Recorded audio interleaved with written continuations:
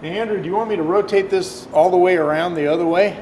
Mark Finney, a senior scientist with the U.S. Forest Service, is trying to better understand how wildfires can spread so rapidly. Right now, that's flowing in exactly the direction that the wind is blowing down this tunnel.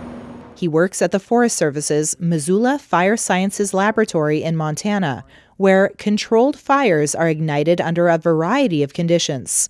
So once we light it, oh yeah. The goal is to help fire officials make better informed decisions and avoid tragedies. Fire is going to be with us forever. There isn't a situation where you can say, we've got the situation completely under control and that we no longer have fires.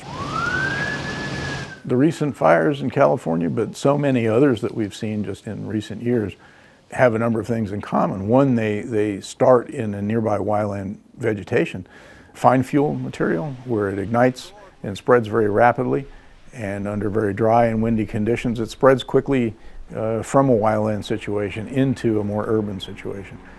What we can hope to do is diminish those to a point where they're much, much, much less likely, so that there's far less risk to the things that we care about. Work at the lab has helped researchers identify areas of extreme wildfire risk in California and elsewhere. But Finney says his is really the last lab left devoted to studying wildland fire behavior. We have bigger and bigger questions and more consequences to society, our ecosystems and our communities from fire, and yet we have less and less resources to devote to scientific study of the subject.